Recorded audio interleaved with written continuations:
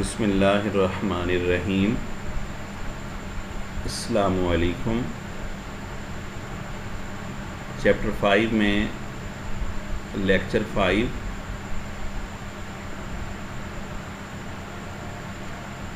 Oxy acids of halogens काफ़ी समझने वाला टॉपिक है और बड़ा कंसेप्चुअल है, मगर इसमें कोई चीज़ मुश्किल नहीं। आप थोड़ी सी तवज्जो देंगे तो ये चीज़ें आपको इंशाअल्लाह अज़बर हो जाएंगी।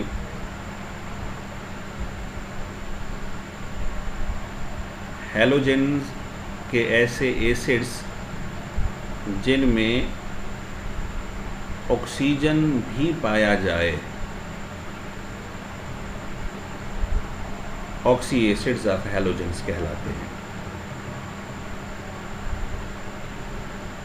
हैलोजन X होगा, फ्लोरीन, क्लोरीन, ब्रोमीन, आयोडीन, उसके साथ H भी होगा चूँकि H पॉजिटिव रिलीज़ करता है, इस वजह से एसिड है, और साथ ऑक्सीजन भी ज़रूर होगा। 3 किस्म के एलिमेंट्स होंगे, hydrogen, oxygen and halogen.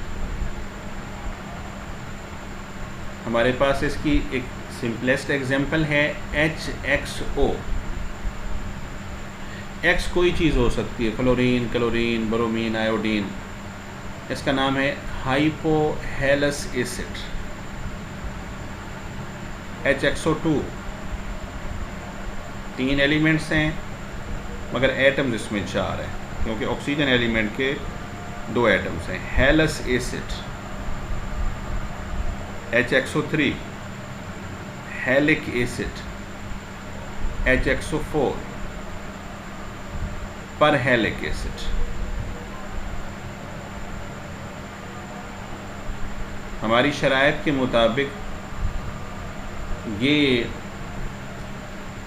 Halogen acids हैं, मगर उन एसिड्स में ऑक्सीजन भी लाजमी तौर पर केमिकल बॉन्ड बनाकर इनका हिस्सा है। लिहाजा ये जस्ट हैलोजन एसिड्स नहीं बल्कि ऑक्सी एसिड्स ऑफ हैलोजेंस हुए।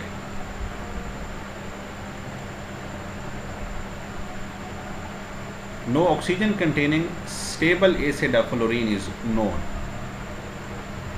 ऐसा कोई भी हमारे पास ऑक्सी एसिड ऑफ फ्लोरीन मौजूद नहीं है जो स्टेबल हो। इसका मतलब है हो सकते हैं मगर वो अनस्टेबल होंगे।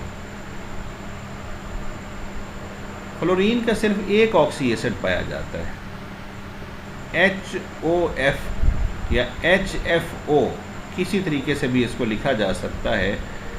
इसको हालिया ज़माने में प्रिपेयर किया गया है, मगर ये अनस्टेबल है, बहुत अनस्टेबल है।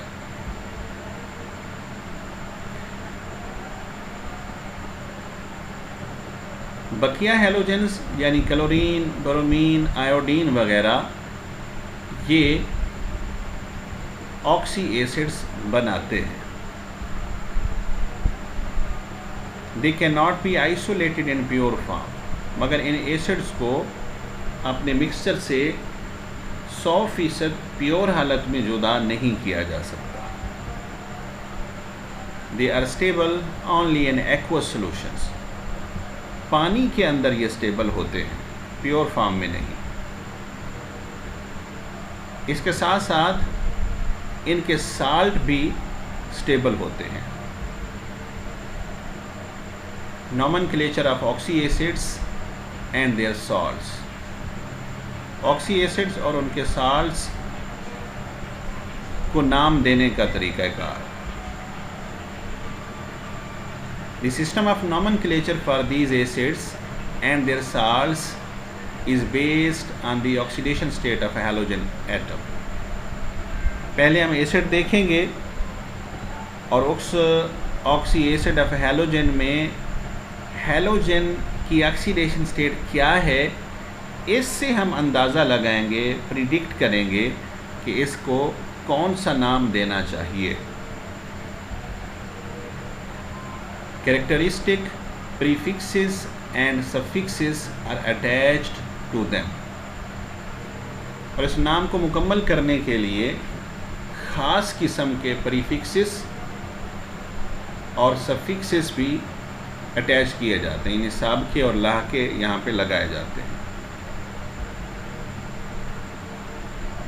They are derived from the name of central non-metal atom.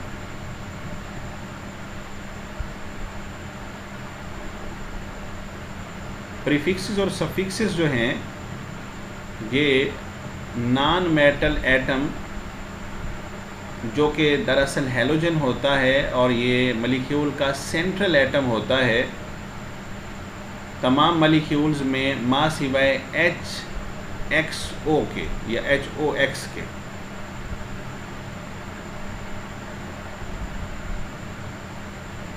एक टेबल आपके सामने है, इसको आप टेक्स्ट बुक से भी मुलाहिजा कर सकते हैं। यही चीज़ें आगे मैं डिटेल से आपको बताने लगा हूँ।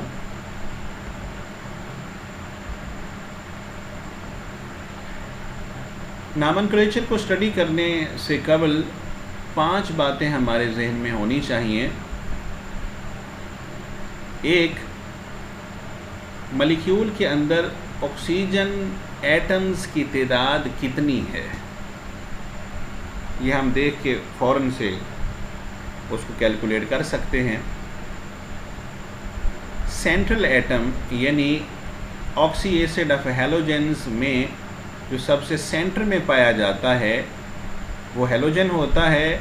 उस हैलोजन की ऑक्सीडेशन स्टेट क्या होगी?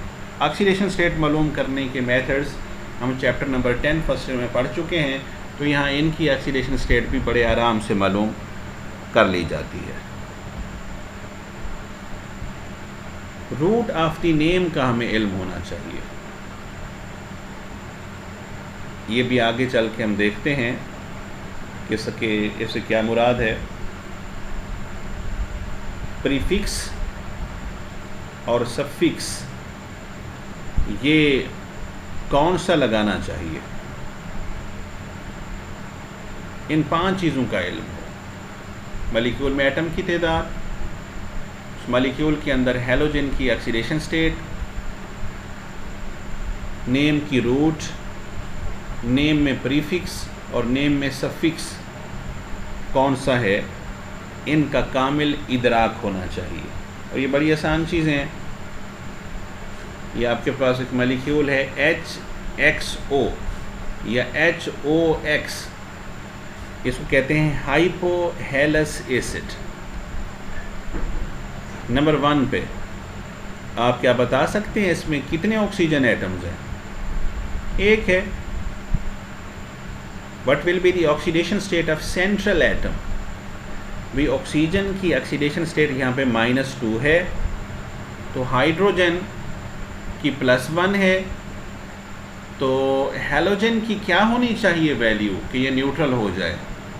तो हैलोजन की ऑक्सीडेशन स्टेट यहाँ पे +1 हो, तो कैलकुलेट हो गई। रूट ऑफ द नेम क्या है? इस पूरे नेम के अंदर जो वर्ड है हेल, ये रूट नेम है, ये असल नेम है, इसकी जड़ है, इसकी बुनियाद है नेम की।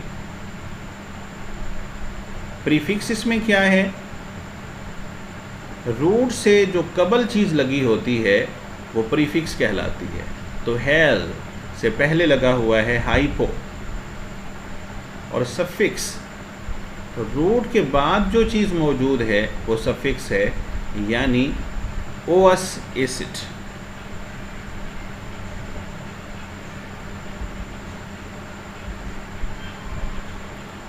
थोड़ी सी इसकी हम वजाहत ले लेते हैं। HOF या HFO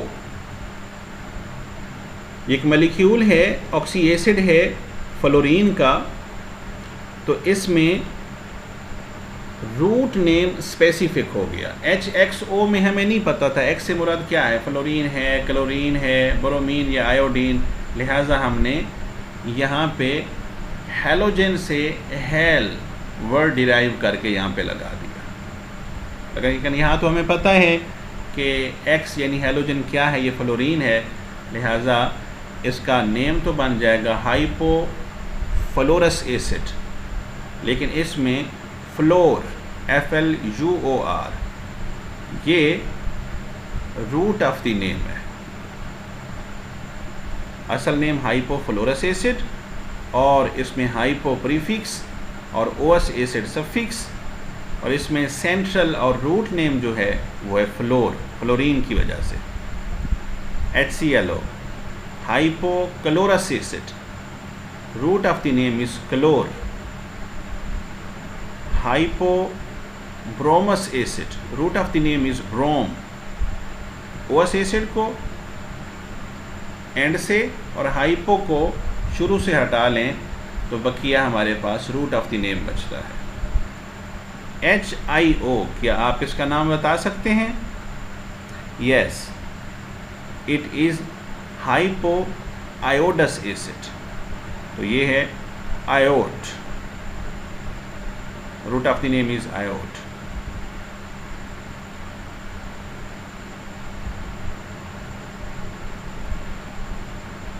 इसके नॉमेनक्लेचर को अब चंद एग्जांपल्स के साथ मैं आपको पढ़ाऊंगा, जो पॉइंट्स 5 अदद आपकी बुक पे लिखे हुए हैं, यहाँ पे एग्जांपल्स के अंदर वो ऑटोमेटिकली स्टडी हो जाएंगे, अब वहाँ से भी इनको देख सकेंगे। ये है HClO3। 5 चीज़ें हमने कही थी, उन 5 चीज़ों को साथ साथ देखते जाएंगे, नाम हमारे पास बन जाएगा। तो इसमें ऑक्सीजन एटम कितने हैं? पहला पॉइंट था वो 3 है। क्लोरीन की ऑक्सीडेशन स्टेट क्या है? +5। ऑक्सीजन हो जाएगा -2 × 3 -6। H+1 है तो 1 - 6 -5, तो क्लोरीन +5 होना चाहिए, +5 है। इसका नाम है क्लोरिक एसिड। भाई एक नाम हमने खुद देना है इसको, जैसा कि क्लोरिक एसिड नाम दे दिया।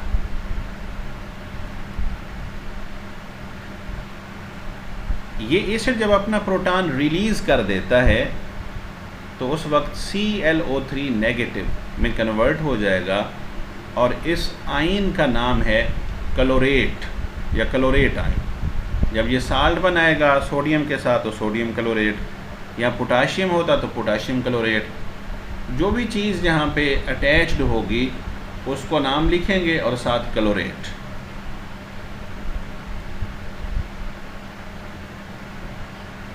यानी जहाँ भी 3 ऑक्सीजन एटम होंगे और हेलोजन की ऑक्सीडेशन स्टेट +5 होगी तो उस वक्त क्लोरीन वाले उस ऑक्सी एसिड का नाम होगा क्लोरिक एसिड। अगर यहाँ पे HIO3 होता तो क्या होता? Iodic acid. और अगर HBRO3 होता तो ब्रोमिक एसिड।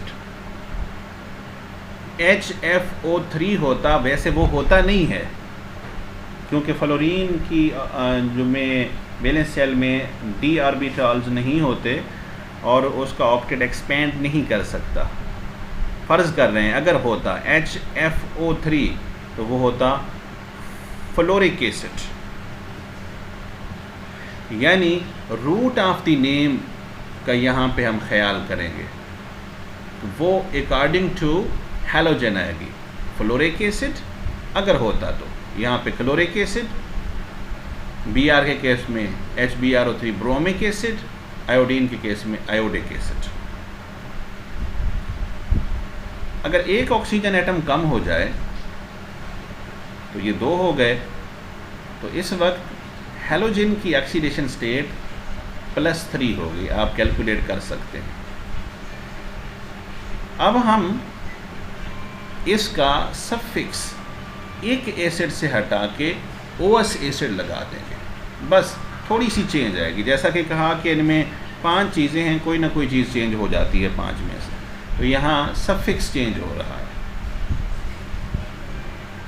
क्लोरस एसिड, अगर ये अपना एक प्रोटॉन प्रोवाइड कर दे, पानी के अंदर डालें तो प्रोटॉन दे देगी, तो पीछे क्या बनेगा?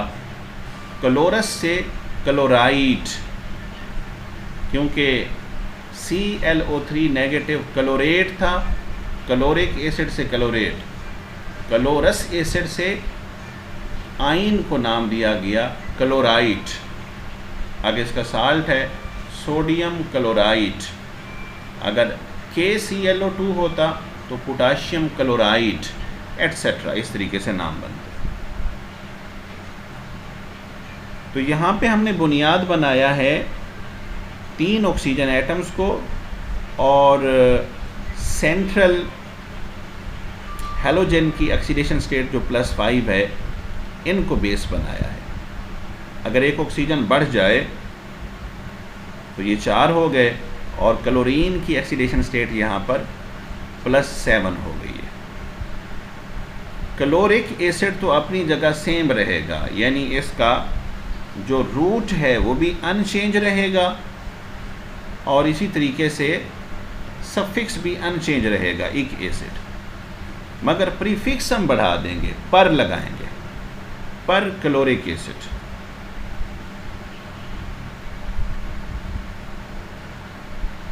अगर ये पानी के अंदर डाला जाए तो H पॉजिटिव रिलीज हो गया, तो ये पर क्लोरेट आयन हुआ, यानी पर क्लोरेट। जैसे क्लोरिक एसिड से क्लोरेट बना था HClO3 के केस में Cl3 नेगेटिव। तो यहाँ पे जो चीज़ें चेंज नहीं हुई, यानी रूट चेंज नहीं हुआ नेम का और उसका सफिक्स चेंज नहीं हुआ, तो इसके एनाइंस में भी न रूट चेंज होगा न ही उसका सफिक्स चेंज होगा। तो ये बन जाएगा क्लोरेट और जो प्रीफिक्स था वो अपनी जगह कायम रहेगा। एंड पे जो 8 है ये नेगेटिव चार्ज की रिप्रेजेंटेशन है, NaClO4 सोडियम पर क्लोरेट।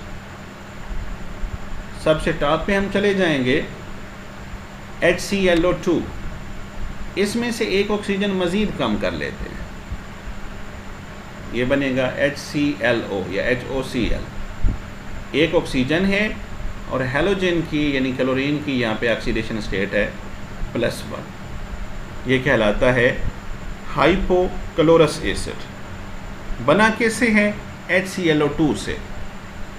तो ये नाम क्लोरस एसिड, इसमें क्लोर रूट और ओस एसिड सफिक्स, ये एज सच रहेगा, जस्ट प्रीफिक्स लगाएंगे हाइपो। तो ऐसे हमें एक चीज़ वाज़े हो गई कि जस्ट फर्स्ट एसिड में और लास्ट एसिड में प्रीफिक्स आता है और सेंटर वाले दो के साथ कोई प्रीफिक्स मौजूद नहीं।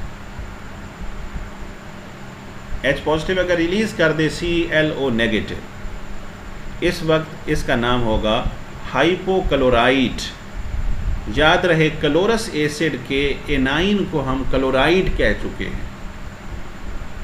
रूट चेंज नहीं हुई क्लोरस एसिड से हाइपोक्लोरस एसिड बनाते हुए और ना ही सफिक्स चेंज हुआ, लिहाजा एनाइन के अंदर भी क्लोराइड एज सच रहेगा, प्रीफिक्स जो है हाइपो वो यहाँ पे मौजूद हो जाएगा, NaClO सोडियम हाइपोक्लोराइड।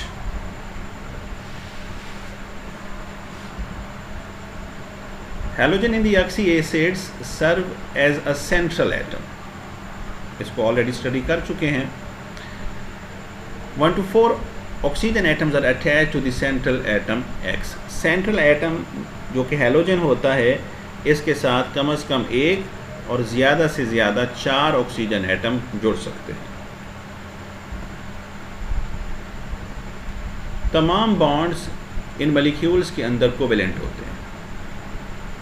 हैलोजन और ऑक्सीजन के दरमियान बॉन्ड पोलर होता है। जो जो ऑक्सीडेशन स्टेट बढ़ती जाएगी हैलोजन की, इसके साथ हमें चंद चीज़ें समझने में हेल्प मिलेगी। एक ये है कि एसिड या एसिडिक स्ट्रेंथ ऑफ एसिड भी बढ़ती जाएगी। जो जो ऑक्सीडेशन स्टेट बढ़ाएंगे, सेंट्रल एलिमेंट यानी हैलोजन की, तो उस एसिड की एसिड स्ट्रेंथ भी बढ़ती जाएगी। ऑक्सीडेशन स्टेट कैसे बढ़ती थी? ऑक्सीजन की तादाद बढ़ाने से। दूसरा है ऑक्सीडेशन स्टेट बढ़ाने से थर्मल स्टेबिलिटी भी बढ़ती है, यानी हीट करने पे वो आसानी से टूटता नहीं।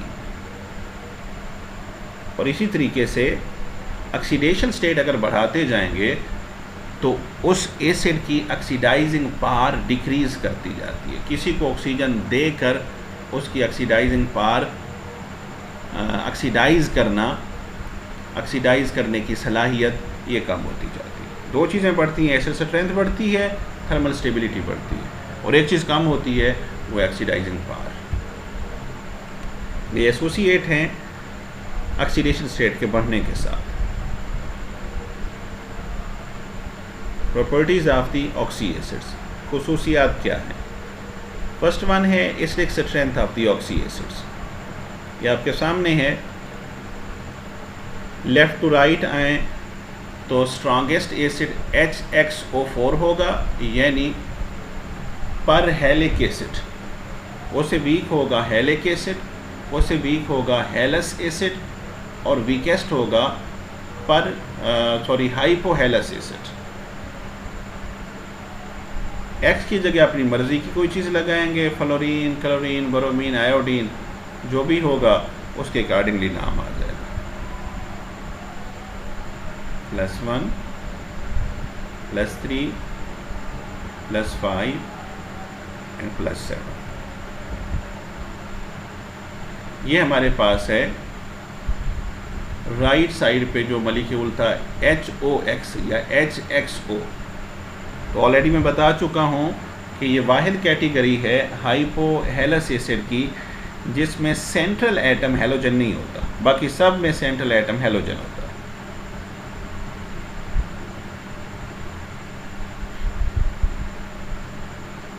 HOX हाइड्रोजन हैलोजन के साथ ऑक्सीजन के तवस्सुत से जुड़ा होता है। दूसरा हमारे पास HXO2 हेलस एसिड। हैलोजन के पास चूँकि 7 इलेक्ट्रॉन्स हैं वैलेंस शेल में, एक तो उसने शेयरिंग की हुई है ऑक्सीजन के साथ, जो लेफ़्ट साइड पे मैंने रेड कलर में शो किया है। बाकी इसके ऊपर 3 लोन पेयर्स मौजूद हैं।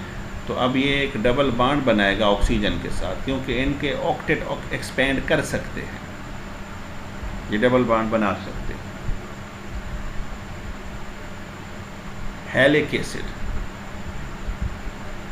X के पास अब 2 लोन पेयर मौजूद हैं HXO2 में, और 2 में से एक लोन पेयर जो है वो शेयर करता है ऑक्सीजन के किसी इलेक्ट्रॉन के जोड़े के साथ। वो जोड़े नहीं रहेंगे, असल में प्रमोट होके आगे D में इलेक्ट्रॉन चले जाते हैं, तो फिर यहाँ पे शेयरिंग होती है। ये है HXO3। तो स्ट्रक्चर इनके बड़े अहम हैं, ये बुक्स वगैरह पे नहीं हैं, इनको आप समझेंगे, इनको पिक करेंगे, बेहतर है कि आप नोट करेंगे। और आखिरी है ये वाला HXO4 पर हैलिक एसिड।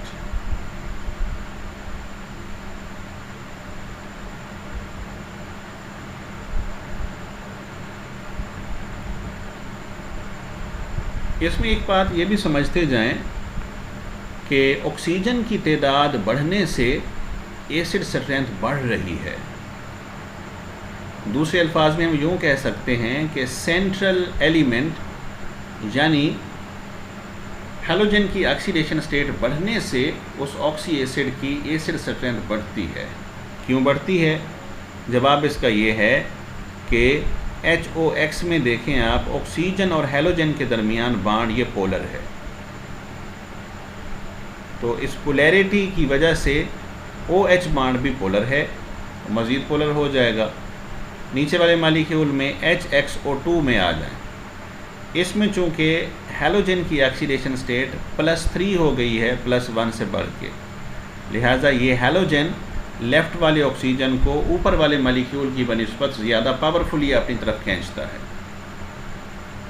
तो ये बॉन्ड पेयर रेड ऑक्सीजन और हैलोजन के जो दरमियान है, ये हैलोजन के करीब हो जाता है, और ऑक्सीजन इस कमी को पूरा करने के लिए हाइड्रोजन वाले इलेक्ट्रॉन पेयर को अपने करीब खींचेगा तो यहाँ पोलैरिटी बढ़ जाएगी। HXO3 में हैलोजन की ऑक्सीडेशन स्टेट चूँकि +5 है, लिहाजा ये लेफ़्ट वाले ऑक्सीजन को मोर पावरफुली खींचेगा अदर 2 मॉलिक्यूल्स की बनिस्बत, और फिर वो ऑक्सीजन H वाले बॉन्ड पेयर को अपनी तरफ ज़्यादा पावरफुली खींचेगा। और जो लास्ट है वहाँ पे हैलोजन की ऑक्सीडेशन स्टेट मज़ीद बढ़ गई है, +7 हो गई है, यहाँ आइसोटोप स्ट्रेंथ इस वजह से इन सब से ज़्यादा हो जाएगी। थर्मल स्टेबिलिटी, हीट के लिहाज से सबसे ज़्यादा जो स्टेबल है वो HXO4 है, और उससे कम HXO3 है, और लीस्ट जो स्टेबल है वो HXO है। दरअसल स्टेबिलिटी या थर्मल स्टेबिलिटी ये नंबर ऑफ रेजोनेटिंग स्ट्रक्चर पे डिपेंड करती है कि मॉलिक्यूल के रेजोनेटिंग स्ट्रक्चर कैनोनिकल फॉर्म्स कितनी बनेंगी, जितनी ज़्यादा बनेंगी उतना वो स्टेबल होगा। इसको डिटेल के साथ इंशाल्लाह हम चैप्टर नंबर 9 के अंदर देखेंगे। Oxidising power of oxy acids, oxy acid oxidise कर सकते हैं किसी चीज़ को, और उनकी ऑक्सीडाइजिंग पावर के बारे में हम क्या जानते हैं। ये ऊपर वाली जो हमने ट्रेंड पढ़ा है इसके उलट है। सबसे लीस्ट ऑक्सीडाइजिंग पावर जो रखता है वो परहैलिक एसिड है, और जो सबसे ज़्यादा ऑक्सीडाइजिंग पावर रखता है वो हाइपोहेलस एसिड है। और एक तरतीब और पैटर्न यहाँ पे बनता है। बात वाज़ेह है कि जो जितना ज़्यादा स्टेबल होगा वो उतनी मुश्किल से ऑक्सीजन देगा, क्योंकि स्टेबल है, अपने मॉलिक्यूल को टूटने नहीं देगा। टूटने नहीं देगा तो ऑक्सीजन आराम से नहीं देगा, इजीली ऑक्सीजन नहीं देगा, तो वो उसकी ऑक्सीडाइजिंग पावर कम हो जाएगी। Polarity of OX bond, oxy acid में ऑक्सीजन हैलोजन बॉन्ड पोलर होता है। अगर ऑक्सी एसिड्स के अंदर ऑक्सीजन हैलोजन बॉन्ड्स हों, जैसा कि पीछे मॉडल्स में स्टडी कर चुके हैं, तो वो बॉन्ड्स भी पोलर होंगे। क्यों पोलर होते हैं? इलेक्ट्रोनेगेटिविटी डिफरेंस के bias. The corresponding polarity increase by increase the oxidation state of halogen। Halogen की ऑक्सीडेशन स्टेट के बढ़ने से OX की पोलैरिटी बढ़ती है। जितना X के ऊपर पॉजिटिव चार्ज बढ़ता जाएगा, ऑक्सीडेशन स्टेट बढ़ती जाएगी, वो मोर पावरफुली खींचेगा बॉन्ड पेयर को, लिहाजा बॉन्ड उतना ज़्यादा पोलर होता जाएगा। बॉन्ड की पोलैरिटी दरअसल सेंट्रल एटम यानी हैलोजन की ऑक्सीडेशन स्टेट पर डिपेंड करती है। Relative strength of oxy acids with different halogens. Strength of oxy acid is directly proportional to electronegativity of halogen and inversely proportional to size of the halogen. Hypochlorous acid stronger है हाइपोब्रोमस acid से, और वो stronger है हाइपोआयोडस acid से। वजह क्या है? Chlorine की इलेक्ट्रोनेगेटिविटी ज़्यादा है ब्रोमीन से, और उसकी इलेक्ट्रोनेगेटिविटी ज़्यादा है आयोडीन से। यह हमने नेम की रूट को चेंज किया है, हाइपोक्लोरस, हाइपोब्रोमस, हाइपोआयोडस एसिड। प्रीफिक्सेस और सफिक्सेस, और यहाँ पे ऑक्सीजन की एटम्स की तादाद और सेंट्रल एटम की ऑक्सीडेशन स्टेट, बाकी सारी चीज़ें सेम हैं, मां सिवाय नेम की रूट के। और दूसरा फैक्टर इसमें यह है कि चूंकि क्लोरीन से बड़ा साइज़ है ब्रोमीन का, और ब्रोमीन से बड़ा साइज़ है आयोडीन का, साइज़ जो जो बढ़ता जाएगा एसिड स्ट्रेंथ कम होती जाएगी। और इस तरीके से आप इनमें भी मुलाहजा कर सकते हैं। परक्लोरिक एसिड, इसको थोड़ा डिटेल से लिया गया है। प्रिपरेशन, परक्लोरिक एसिड जो है बिलउमूम तौर पर एक्वस फॉर्म में हासिल किया जाता है, पानी के अंदर हासिल किया जाता है।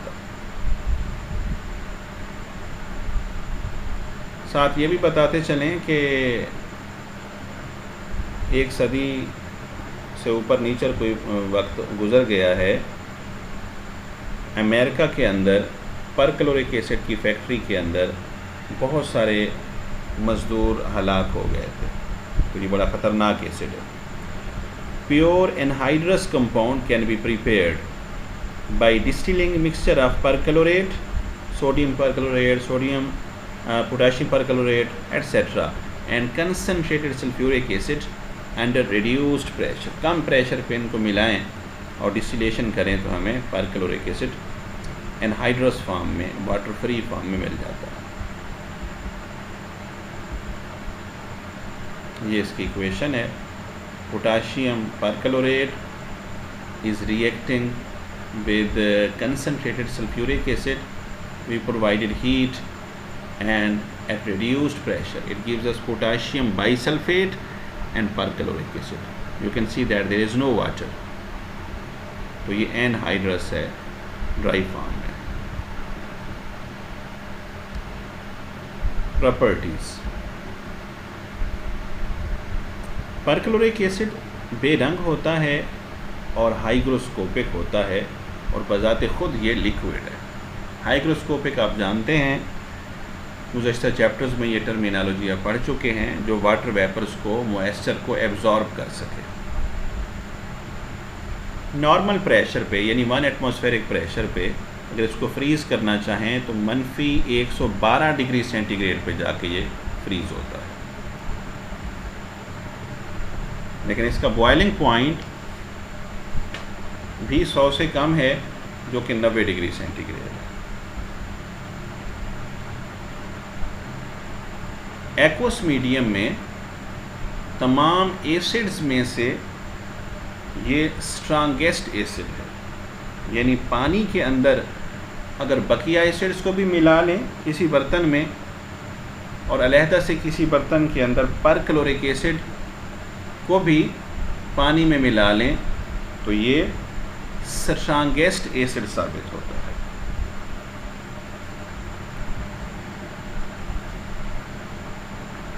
ये इसका रिएक्शन है, वाटर को ये प्रोटॉन दे देगा, हाइड्रोनियम आयन बनेगा और ये फ़ौरन से 100% आयोनाइज हो जाता है। जब इसको हीट किया जाए तो प्योर परक्लोरिक एसिड डिकम्पोज होता है धमाके के साथ, लिहाजा इसको इस धमाके से बचाने की खातिर, ताकि पड़े पड़े हीट अप होके आग ना लग जाए, धमाका ना हो, लैब ही ना उड़ जाए, लिहाजा इस काम के लिए 67% वाटर सॉल्यूशन के अंदर इसको स्टोर करते हैं। इस हालत में ये सेल्फ एक्सप्लोड नहीं होता, खुद ब खुद एक्सप्लोड नहीं होता, धमाका नहीं होता इसका। It reacts with the organic substances violently, नामियाती मुरक्कबात के साथ, ऑर्गेनिक कंपाउंड्स के साथ ये रिएक्ट कर जाता है। Perchloric acid and as an oxidising agent, ये ऑक्सीडाइजिंग एजेंट भी है, लेकिन ठंडी हालत में हो और काफ़ी सारा इसमें पानी मिला हुआ हो, यानी डाइल्यूट फॉर्म में हो, तो इन दो शराइत की मौजूदगी में ये ऑक्सीडाइजिंग एजेंट तो रहेगा मगर वीक। स्ट्रॉन्ग कब बनेगा? जब यही परक्लोरिक एसिड हॉट फॉर्म में होगा और कंसनट्रेटेड फॉर्म में होगा, यानी पानी इसमें कम हो और थोड़ा गर्म हालत में हो, उस वक्त इसकी ऑक्सीडाइजिंग पावर बढ़ जाती है। जो जो हार्ड करते जाएंगे और कंसनट्रेशन बढ़ाते जाएंगे, इसकी ऑक्सीडाइजिंग पावर भी अकॉर्डिंगली बढ़ती जाएगी। बहुत सारी चीज़ों को ये अपने अंदर हल कर लेता है और अपने अंदर डिज़ोल्व करने की इसकी सलाहियत जो है, ये इसकी ऑक्सीडाइजिंग स्ट्रेंथ की वजह से है। क्योंकि ये ऑक्सीडाइज़ करता है चीज़ों को, इसी ऑक्सीडाइज़ करने के सबब ये चीज़ों को अपने अंदर डिज़ोल्व भी कर लेता है। It is considered as a valuable analytical reagent due to, एक बड़ा कारामद किस्म का, बड़ा कीमती किस्म का, बड़ा वैल्यू रखने वाला एनालिटिकल रीएजेंट है जिसको बहुत ज़्यादा लैब के अंदर इस्तेमाल करते हैं। और इसके असबाब क्या हैं, क्यों एक बेहतरीन एनालिटिकल रीएजेंट है? इसके असबाब में से एक सबब ये है कि ये ऑक्सीडाइज़ कर सकता है, ऑक्सीडाइजिंग इफ़ेक्ट रखता है।